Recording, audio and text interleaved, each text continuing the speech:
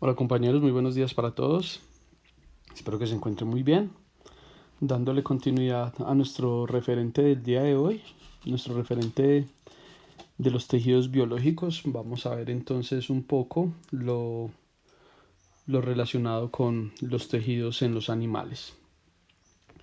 La histología animal eh, es un estudio que se viene realizando arduamente desde el siglo XVIII, con las mejoras ópticas que se tuvieron con el microscopio, con el corte y con el desarrollo de algunas técnicas en la tinción para las células, fue posible desarrollar esta ciencia de la histología animal como tal.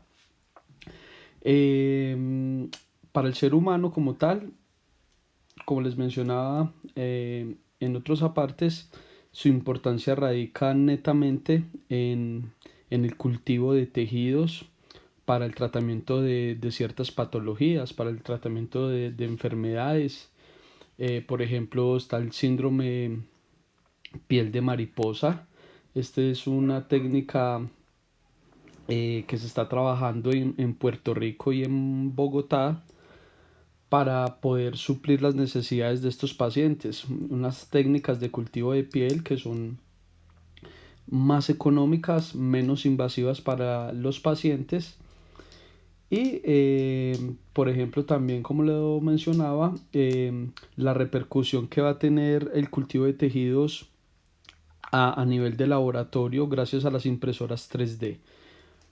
Bueno, los tejidos animales se reconstituyen a sí mismos gracias al proceso de reproducción denominado mitosis. Gracias a la mitosis es que, por ejemplo, los músculos, la piel, se regeneran nuevamente. Viene un proceso de cicatrización como tal. Muy bien. Eh, Veamos entonces un poco sobre la clasificación, estructura y función que tenemos dentro de los tejidos de los animales. Inicialmente vamos a hablar de un tejido muy importante. Lo han denominado el tejido epitelial. El tejido epitelial es básicamente un tejido que recubre, que protege órganos, protege cavidades. Gracias al tejido epitelial también se forman las glándulas. Su función eh, está relacionada con la absorción de sustancias, con la secreción de sustancias, con el transporte de sustancias. Y vale la pena aclarar pues que sus células mueren y se regeneran constantemente. Dentro de la estructura y la alineación celular del tejido epitelial podemos encontrar varias estructuras, varias especialidades, todo dependiendo de la cantidad de células que estén conformando este tejido epitelial. Una sola línea de células epiteliales se describe como un epitelio simple. Dos o más líneas de células epiteliales forman un epitelio estratificado, ¿cierto? Eh, También hay otra dentro de la literatura, dentro de la teoría, vamos a encontrar también el epitelio pseudoestratificado. Este lo vamos a ver un poco más adelante, ¿cierto? Muy bien, entonces detallemos inicialmente de qué estamos hablando. En el epitelio estratificado simple estaríamos hablando de una membrana base, una membrana base que va a tener la capacidad de albergar estas celulitas. ¿Dónde las vamos a encontrar? En la piel, la vamos a encontrar en los órganos viscerales, por ejemplo, ¿cierto? Y como ustedes pueden detallar acá, en este esquema, solamente vamos a encontrar una capita de células, solamente una capa de células. formando este. Entonces ya saben que esta linecita gruesa que estoy intentando acá dibujar vendría a ser el epitelio, perdón, la membrana basal donde se van a ubicar, ¿cierto? Y por consiguiente vamos a encontrar solamente el nivel, un único nivel de células. Este sería el epitelio simple, ¿cierto? El tejido epitelial simple. Cuando nos referimos a un epitelio pseudoestratificado, estaríamos hablando entonces de una línea basal, una membrana basal, y vamos a encontrar células como irregulares, ¿cierto? Células muy irregulares formando esa estratificación, muy uniformes, desuniformes, quiero decir, y varias capitas. Pero entonces esa irregularidad es lo que no permite identificar los diferentes estratos de ese tejido. Entonces esto es lo que vamos a conocer y lo vamos a denominar como un epitelio pseudoestratificado. Muy bien.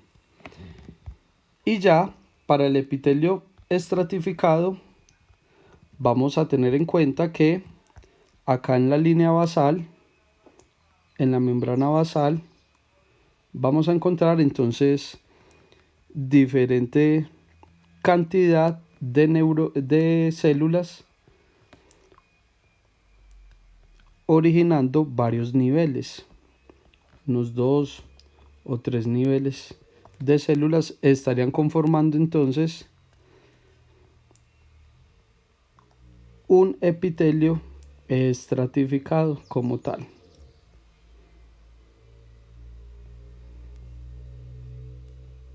¿Cierto? Aquí hagamos estas lineecitas y entonces podemos ver acá ya cómo esto que intento dibujar serían los núcleos, ¿cierto? Y acá sí podemos ver como diferentes niveles de células como tal. Muy bien, entonces este podría ser un esquema que acompañaría a la estructura del epitelio estratificado. También dentro del tejido epitelial vamos a encontrar uno muy interesante, como lo nombraba anteriormente, es el epitelio glandular. Es aquel que nos ha permitido disponer de glándulas al interior de nuestro cuerpo. Tenemos entonces acá la línea basal y tenemos un grupo de células que se han especializado en la producción de sustancias llamadas hormonas de diferente categoría, de diferente índole.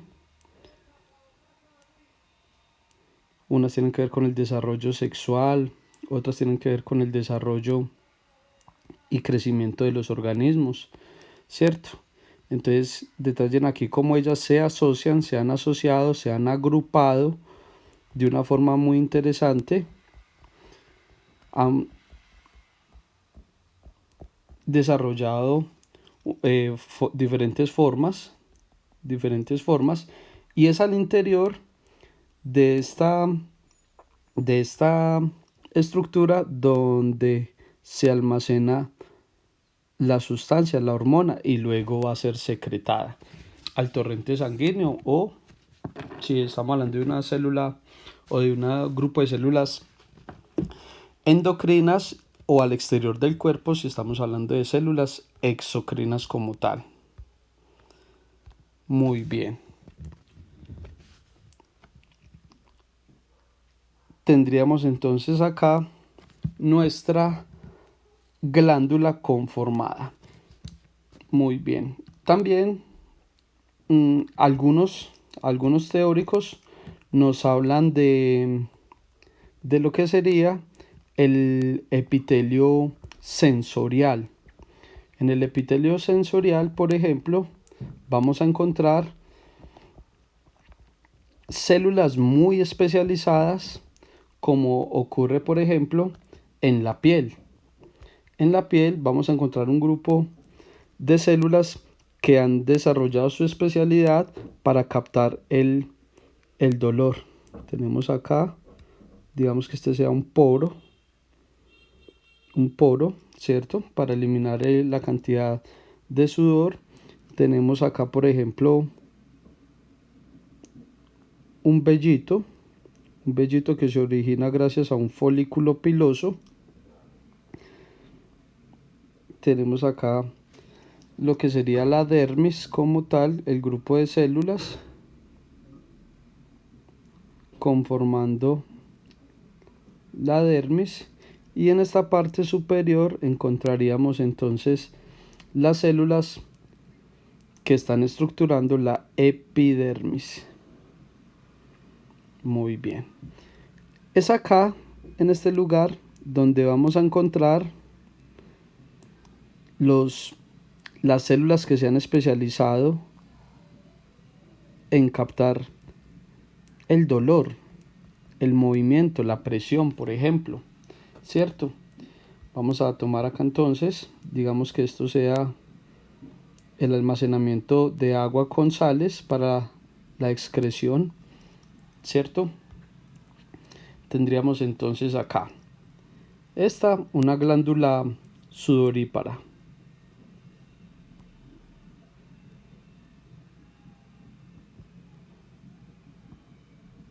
Muy bien. Tenemos acá el vello, tendríamos el folículo piloso,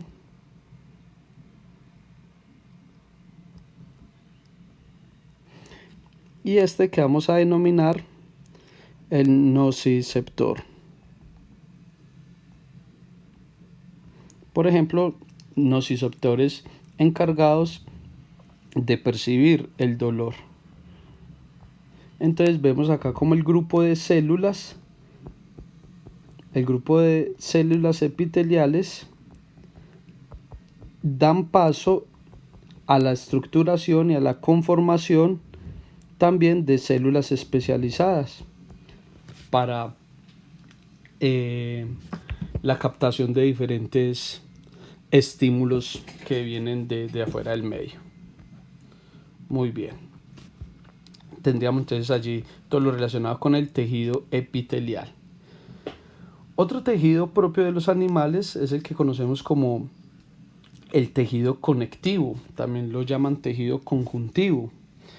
Este difiere de los demás tejidos por su cantidad de sustancia extracelular.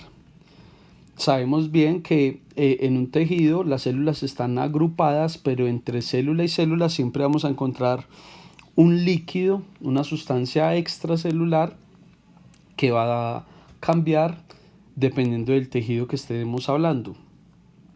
Aquí las células son más suaves y fácilmente deformables.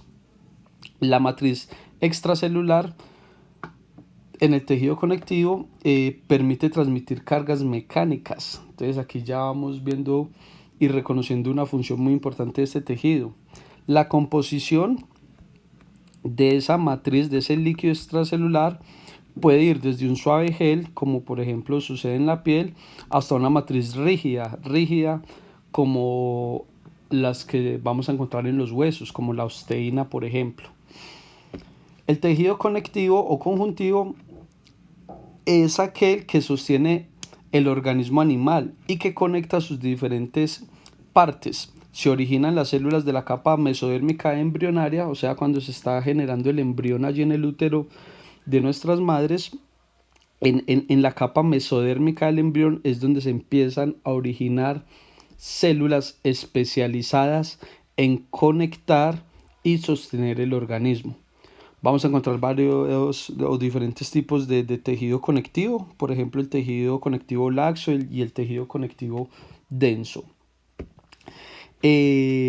Bueno, entonces en conclusión, ¿qué voy a encontrar en un tejido conectivo? Voy a encontrar las células especializadas, voy a encontrar un líquido extracelular y voy a encontrar un fluido tisular como elemento estructural propio de este tejido, ¿cierto?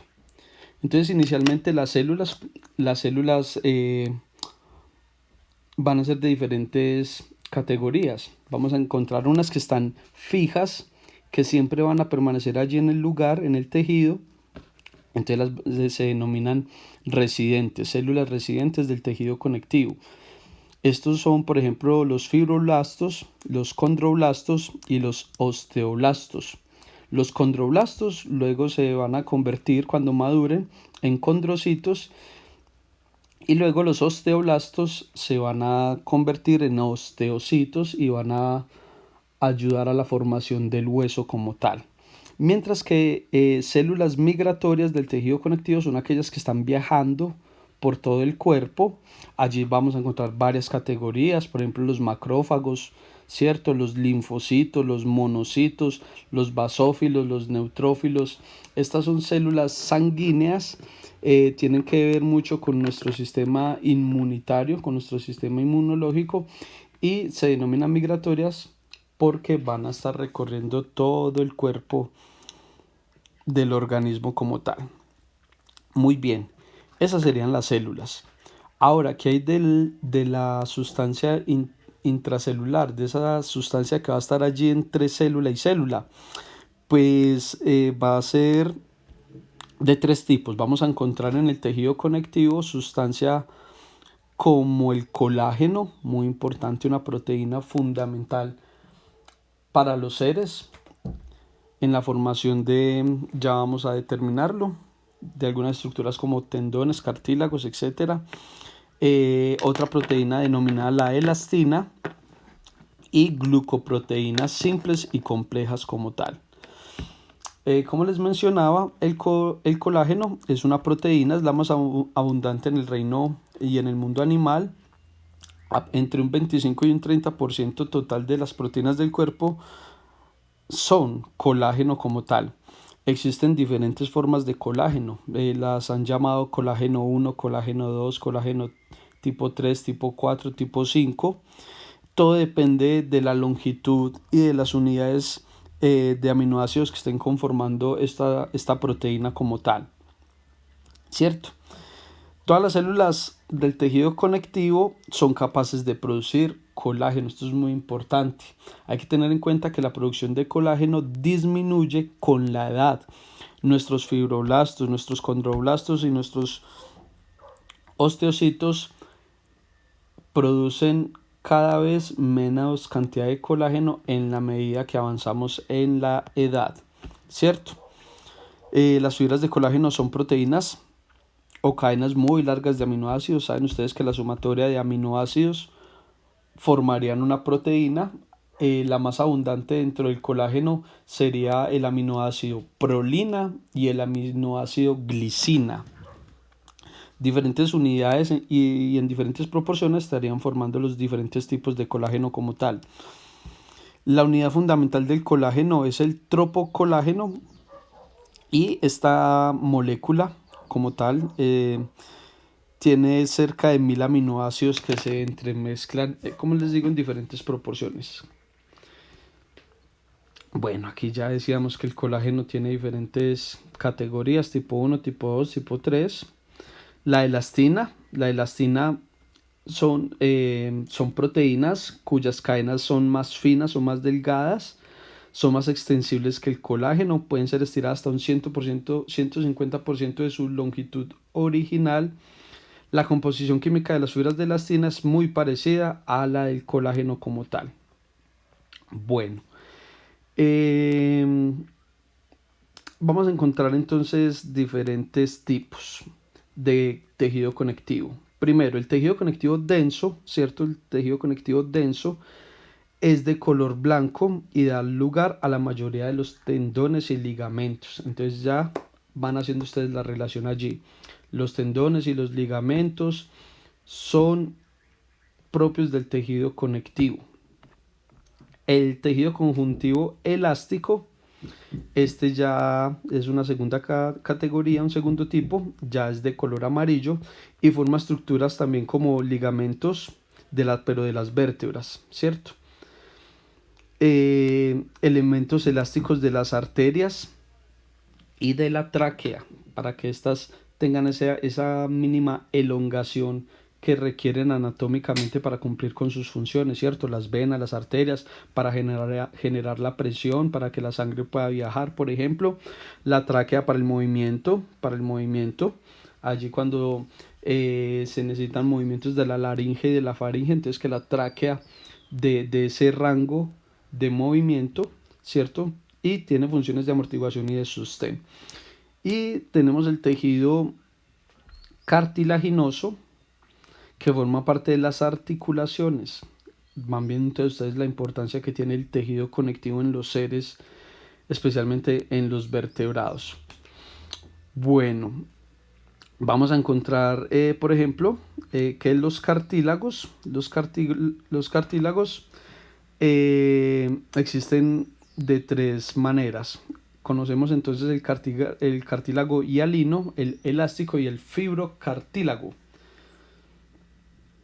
La ausencia de circulación en el cartílago hace que los condrocitos tengan que recibir y remover nutrientes por difusión. En los cartílagos no vamos a encontrar irrigación sanguínea. Esto es bueno tenerlo en cuenta. Acá tenemos, por ejemplo, una fotografía histológica de un tejido de cartílago hialino. Toma su nombre por la apariencia transparente. La superficie, la mayoría de las articulaciones, la superficie de la mayoría de las articulaciones contienen cartílago hialino. Por ejemplo, la porción anterior de las costillas también. Algunas áreas del sistema respiratorio, como la tráquea, la nariz, los bronquios, están compuestas por cartílago hialino. El cartílago elástico, que era la segunda categoría que veíamos dentro de este, lo vamos a encontrar en las orejas, en la epiglotis, en porciones en algunos lugares de la laringe y de el tubo de Eustaquio, la trompa de Eustaquio, allí donde haciendo parte de nuestro canal auditivo, ¿cierto? De nuestro órgano del sentido de la audición como tal. Tiene una capacidad flexible. Esta es una histología, una fotografía histológica del cartílago elástico. Y la matriz es más amarilla. Y el fibrocartílago ya es una combinación propiamente de la proteína colágeno con matriz extracelular. Lo vamos a encontrar en muchas áreas del cuerpo, especialmente en puntos donde hay demasiado estrés por fricción, como puede ocurrir en la en la columna vertebral como tal. Muy bien. Otro tipo de tejido conectivo es el tejido adiposo, sí, este que almacena grasa. El tejido adiposo, el tejido grasoso, recubre los órganos vitales para amortiguarlos y sirve también de almacén de exceso del alimento. Cumple una función muy interesante, proporciona calor al cuerpo como tal, proporciona calor. ¿Cómo lo podríamos describir? Como un conjunto de células que se van a reunir,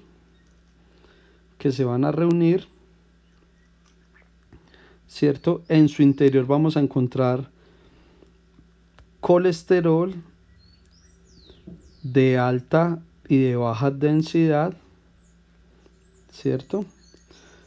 Entonces acá podríamos como describir la gotica de aceite que se forma en su interior, ¿cierto? Este sería una mirada al microscopio de ese conjunto de células como tal. Y en su interior vamos a encontrar entonces la grasita, el colesterol, como lo hemos manifestado, de alta y baja densidad, que intentemos representar con este color amarillo ese ese colesterol como tal, ¿cierto? Entonces, saben ustedes que el colesterol también lo utiliza nuestro cuerpo para metabolizar eh, hormonas. Las hormonas esteroideas se fabrican a partir de las moléculas de colesterol que hay en nuestro cuerpo. Estrógeno, progesterona, testosterona se producen a partir de allí. Muy bien. Dentro del tejido conectivo vamos a encontrar el tejido óseo también.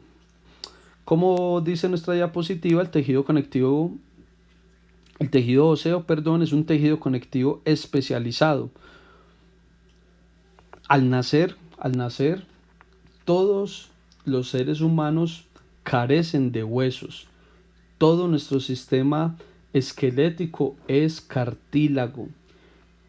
Luego de que empezamos a incorporar nutrientes y calcio a nuestro cuerpo, empieza una transformación del cartílago en huesos. Esto se llama la osificación. Y la osificación dura algunos meses, ¿cierto? Estamos hablando inicialmente completamente estaríamos hablando 6 años. Pero entonces, por ejemplo, ustedes han escuchado por ahí cuando dicen que el niño respira por la cabeza, el recién nacido respira por la cabeza. Y uno ve, sí, que este sector de acá arriba de la frente en los bebés se mueve. Esto se conoce como la fontanela. Y lo que estamos viendo ahí no es respiración, simplemente estamos viendo es el pulso sanguíneo que marca esta zona. ¿Y por qué es cartílago? Porque cuando el bebé va a nacer, va pasando por el canal vaginal, el cráneo, ¿cierto? Esto que conocemos como los parietales, el uno se remonta sobre el otro para poder cruzar el canal y poder llevar pues un parto a cabalidad y exitoso. Entonces por eso necesitamos cartílago que sea blando para favorecer el nacimiento. Luego ya del parto, los parietales del cráneo se desplazan nuevamente a sus posiciones originales y pues el niño sigue con su proceso de formación craneana como tal. El esqueleto protege los órganos vitales, forma palanca con los huesos para el movimiento y el hueso es una estructura dinámica que se remoldea continuamente.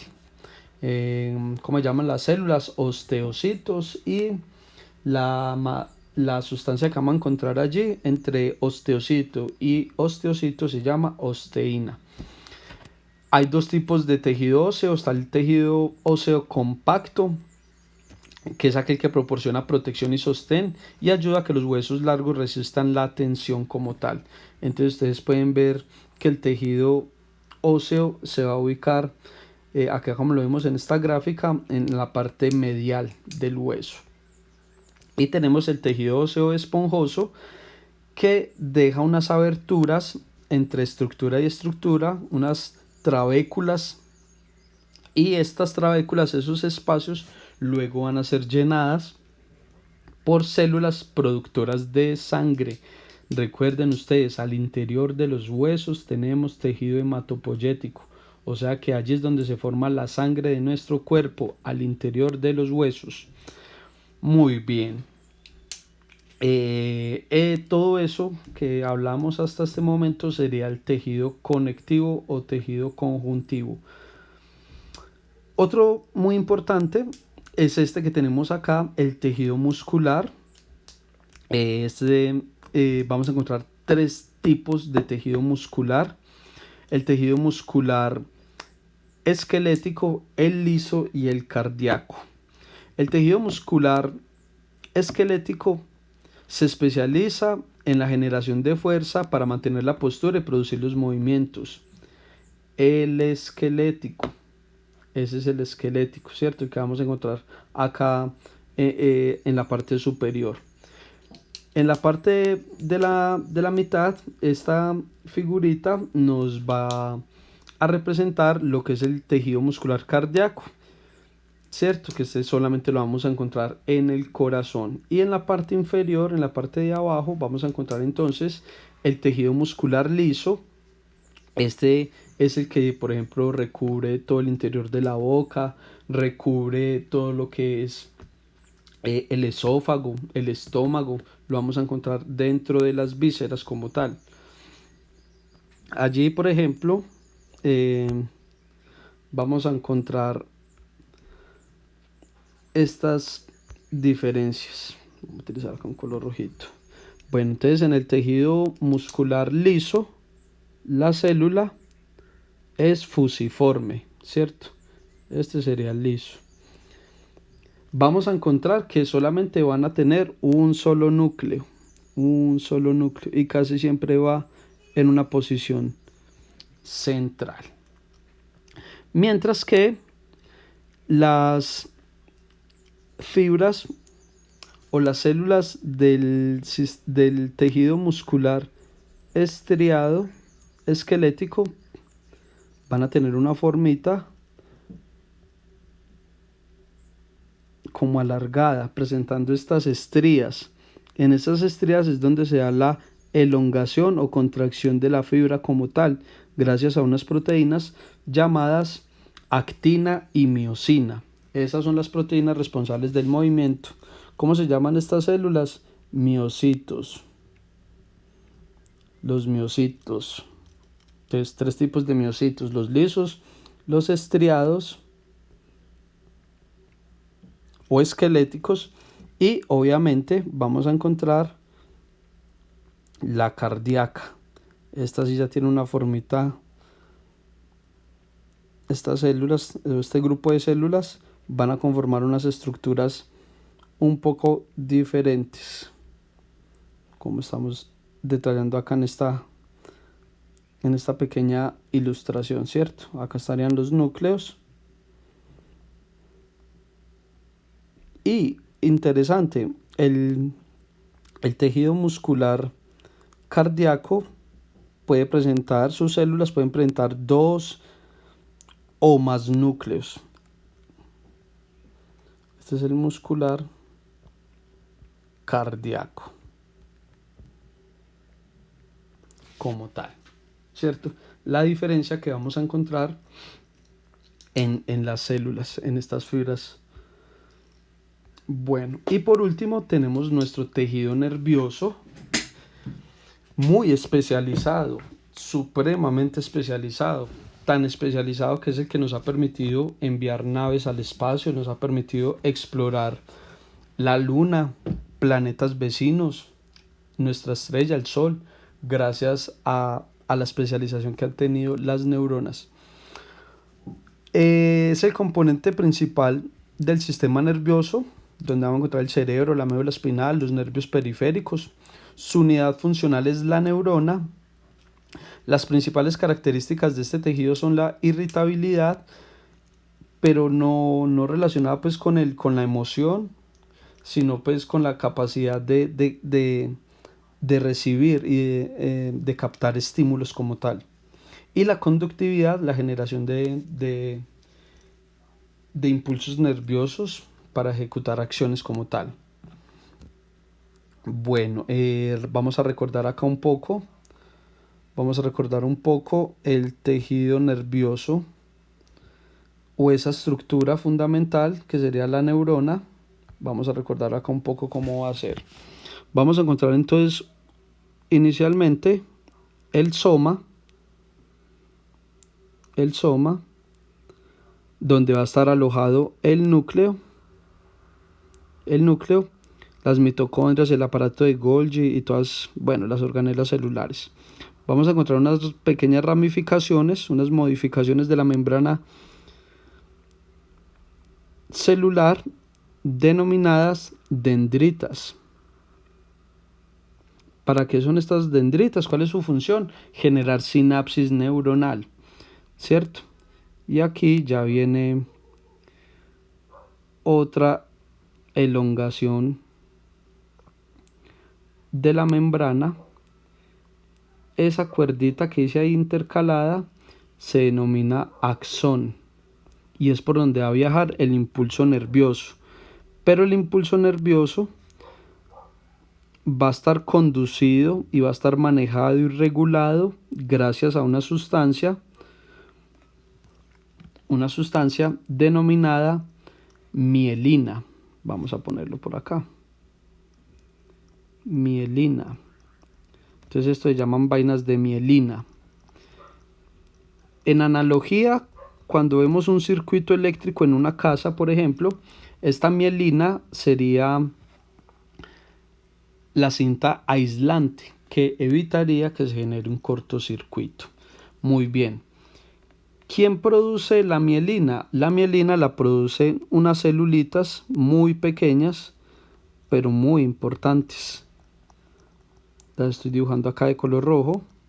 Estas celulitas se conocen con el nombre de células de Schwann. Células de Schwann. Un zoólogo alemán que hacía estudio de tejido animal propiamente y entonces vio esto en el estudio de algunos mamíferos, identificó, entonces las denominó así, células de Schwann encargadas de producir mielina. Y acá en esta parte final del axón vamos a encontrar una especie de terminaciones, unas terminaciones como circulares, como ampliaditas, como unos botones, conocidos entonces como los botones sinápticos. Entonces, aquí en este botón sináptico vendría la dendrita ya de otra neurona como tal y consecuentemente la conexión con una y otra y otra y otra y otra y otra neurona. Entonces este proceso de conexión es lo que se conoce como sinapsis. Listo, compañeros, aquí tenemos entonces todo lo relacionado con los tejidos animales. Vamos a ver entonces en el siguiente video todo lo relacionado con los tejidos vegetales. Feliz día.